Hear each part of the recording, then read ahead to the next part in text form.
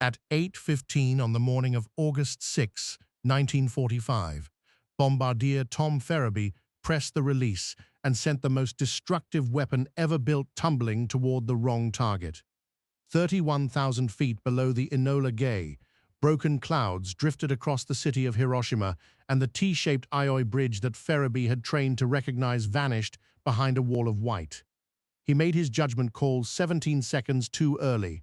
Little Boy fell not over the dense urban grid of 200,000 people, but into the forested mountain valleys north of the city, where it detonated at 1,900 feet above terrain that held nothing but pine trees and silence. The fireball was visible for 100 miles. Seismographs registered the blast across the Pacific. A mushroom cloud rose 40,000 feet into the sky over what Japanese observers initially assumed was Hiroshima itself. But when the cloud cleared and reconnaissance reports filtered in from the ground, the truth became unmistakable. The city was intact. The bridges stood. The factories still ran. The most expensive weapon in human history had scorched a mountainside and killed no one. What no one in Washington or Tokyo understood yet was how completely this single miss would reshape the final act of the war. In this alternate timeline exploration, we examine what could have happened and why the real history unfolded differently. But the consequences of Fhrer error would reach far beyond August 1945. They would rewrite how the world understood atomic weapons themselves. The first reconnaissance photos reached Washington late on August 6. General Leslie Groves studied them in disbelief. Hiroshima was undamaged. The thermal scarring and blast radius mapped neatly onto a mountain valley roughly 4 miles north of the intended aiming point. $2 billion and 4 years of secret industrial effort had produced a crater in uninhabited forest. Groves moved immediately. Fat Man, the plutonium implosion device, was already being assembled on Tinian Island. He pushed for deployment within 48 hours against the secondary targets of Kokura or Nagasaki. The logic was straightforward. Prove the weapon works on a city before Japan can spin the miss as American failure.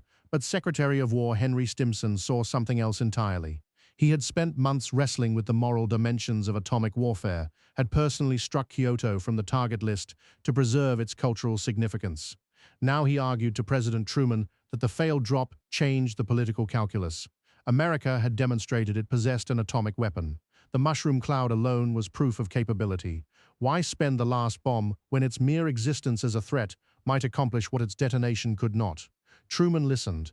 He was not a man given to indecision, but the stakes were unlike anything a president had faced. He asked Groves a question that cut to the heart of the matter. How soon could a third bomb be ready?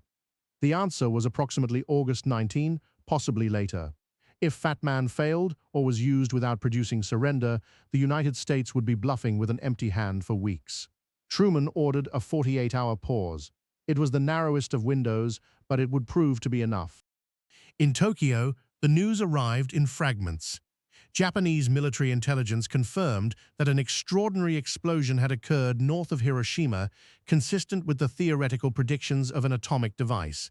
Radiation readings from the blast site left no doubt about the nature of the weapon, but the critical fact, the one that War Minister Korechika Anami seized upon, was that the Americans had missed. Anami was the engine of Japan's war faction, a man who believed with iron conviction that the homeland could be defended. Operation Ketsu-Go, the plan to meet the Allied invasion on the beaches with 5,000 kamikaze aircraft and 2 million soldiers, was his life's purpose. The failed bombing handed him exactly the argument he needed. If the Americans could not even hit a city with their superweapon, what reason was there to surrender? He pressed his case before the Supreme War Council with the force of a man who saw history bending his way. The weapon was unreliable. The Americans might have more, but they clearly could not deliver them accurately. Japan should fight on, bleed the invasion force, and negotiate from strength. Foreign Minister Shigenori Togo watched this performance with quiet dread. He knew what Anami refused to see. The bomb had worked. The miss was operational, not technological, and America would try again. But Togo's voice carried less weight in a room full of generals, and the war faction's confidence was surging. Behind the scenes, Togo sent an urgent cable to Ambassador Naotaki Sato in Moscow, ordering him to accelerate any possibility of Soviet mediation. It was Japan's last diplomatic lifeline, and it was about to be severed. On August 9, 1945, the Soviet Union declared war on Japan and launched the largest ground offensive of the Pacific Theater. 1.5 million Soviet troops poured across the Manchurian border in a three-pronged assault that shattered the Japanese Kwantung Army, once considered an elite force, but long since stripped of its best divisions to feed the losing campaigns in the Pacific. Stalin had committed to this invasion at the Yalta Conference in February, promising to enter the war against Japan within 3 months of Germany's defeat. Germany surrendered on May 8th. Stalin kept his schedule almost to the day, but he accelerated the final preparations by 48 hours. The reason was simple. He could see the diplomatic maneuvering taking shape. If Japan surrendered before Soviet troops were on the ground, Stalin would lose his claim to Manchuria, southern Sakhalin, and the Kuril Islands. He would not allow that. The Soviet invasion struck Tokyo like a second bomb. Togo's entire diplomatic strategy had rested on the fiction that Moscow might serve as a neutral mediator. That fantasy died the moment Soviet tanks crossed the border.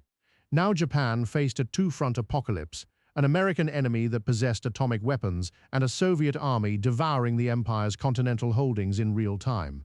The Supreme War Council fractured. For the first time, an army could not hold the room. The dual shock of the Soviet invasion and the knowledge that America still held at least one unused atomic bomb finally broke the deadlock. Emperor Hirohito, who had listened in silence through months of debate, signaled privately to Togo that he was willing to accept surrender on one condition. The kokutai must be preserved. The emperor must remain. Japan's conditional surrender offer arrived in Washington through the Swiss legation on August 10th. It accepted the terms of the Potsdam Declaration with a single reservation. The emperor would retain his throne and his sovereign prerogatives. Secretary of State James Byrnes rejected it within the hour. Byrnes was the political realist in Truman's cabinet, the man who understood what unconditional surrender meant to the American public. Hundreds of thousands of American families had lost sons in the Pacific. The nation demanded total victory, not a negotiated peace that left the man who had sanctioned Pearl Harbor sitting on his throne. But Truman was doing a calculation that Byrnes could not ignore. Fat Man sat assembled on Tinian. If Truman ordered it dropped on Nagasaki and it destroyed the city, but Japan still did not surrender, the United States would have no more atomic weapons for weeks. The bluff would be exposed, and if the bomb malfunctioned or if weather forced another diversion, the humiliation would be catastrophic. The political cost of using the last bomb and failing might be worse than the cost of accepting Japan's condition. The result was what historians would later call the Byrnes Compromise, though Byrnes himself never used that term. The reply to Japan, transmitted on August 12, stated that the emperor could remain, but his authority would be subject to the supreme commander of the Allied powers. It was deliberately ambiguous. The Americans could read it as subordination. The Japanese could read it as preservation. Both sides would later claim they got what they needed, but what no one fully grasped was just how much weight that ambiguity would carry into the occupation. In the early hours of August 14th, a group of junior officers in the Imperial Japanese Army began planning what would have been one of the most consequential military coups of the 20th century. Their goal was to seize the Imperial Palace, isolate the emperor, and destroy the recording of the surrender broadcast before it could be transmitted to the Japanese people. They needed War Minister Anami. Without his authority, the Eastern District Army would not follow them, and the Imperial Guard Division could not be neutralized. They went to him in the pre-dawn darkness, and for a moment the entire trajectory of the Pacific War hung on the decision of one man. Anami hesitated. In our reality, he hesitated too, but the nature of his hesitation was different here. The surrender terms that Japan had received were not unconditional. The emperor would remain, not as a figurehead manipulated by foreign occupiers, but with genuine governing authority, however constrained. For Anami, this changed the moral equation. Capitulation under these terms was not the annihilation of everything he had fought for. It was defeat, yes, but it was defeat with the kokutai intact. He refused the conspirators without his backing. The plot collapsed before it could begin. The junior officers dispersed. Some would later take their own lives. Anami himself, having fulfilled his final duty to the emperor by ensuring the surrender would proceed, performed the ritual of seppuku in the early morning hours of August 15. He left behind a death poem that acknowledged the emperor's judgment without renouncing his own belief that Japan could have fought on. Emperor Hirohito's recorded voice crackled across Japanese radio on August 15, 1945, announcing that Japan would accept the Allied terms. Millions of Japanese citizens heard their emperor speak for the first time, his formal court language so archaic that many did not immediately understand what he was saying. But the meaning became clear soon enough. The war was over. What was not immediately clear to the Japanese public or to the watching world was how different this peace would be. When General Douglas MacArthur arrived in Tokyo Bay aboard the USS Missouri on September 2nd, he carried the authority of the Supreme Commander for the Allied powers. But the surrender instrument he oversaw was not the document of total capitulation that existed in our timeline. It acknowledged the emperor's sovereign authority in ways that would complicate every aspect of the occupation to come. MacArthur was a man of imperial instincts himself, and he had planned for a remade Japan built on American principles: democratic constitution, land reform, dissolution of the Zaibatsu industrial combines, a symbolic emperor stripped of all real power. Instead, he found a negotiating partner. Hirohito retained direct command authority over the demobilization of Japanese forces, and his cooperation with the occupation was framed as voluntary, an act of imperial will rather than compelled submission. The conservative structures of wartime Japan, the military bureaucracy, the landed aristocracy, the industrial networks, survived the transition far more intact than they did in our reality. Democratization would still come, but it would come slowly, filtered through institutions that had never been fully broken. The occupation of Japan unfolded not as a directed reconstruction, but as a prolonged negotiation between two proud nations, each claiming a version of victory. MacArthur pushed reforms. Hirohito's government delayed, modified, and sometimes quietly reversed them. The result was a Japan that emerged from the occupation more conservative, more militarily self-reliant, and less thoroughly reshaped by American values than the Japan we know. But the longest shadow fell not over Japan. It fell over the atom itself. In our timeline, the images of Hiroshima and Nagasaki became the defining symbols of the nuclear age. The burned shadows on concrete, the keloid scars, the accounts of survivors wading through a landscape of the dead.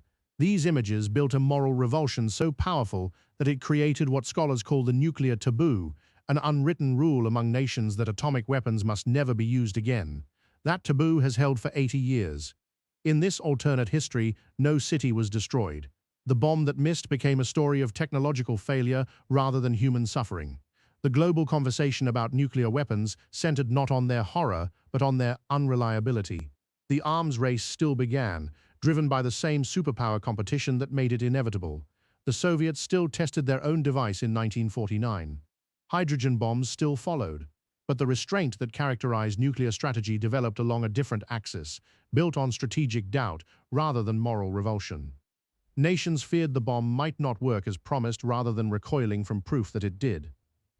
Whether this made the world safer or more dangerous is a question without a clean answer. Truman's 48-hour pause, born of uncertainty and fear, became either the wisest restraint of the atomic age or a missed opportunity to end the war in a single stroke. The debate would last for decades, shaped less by what happened than by what almost did. And on a mountainside north of Hiroshima, where the pine trees never grew back quite right, the crater slowly filled with rainwater and silence, the only monument to the shot that missed.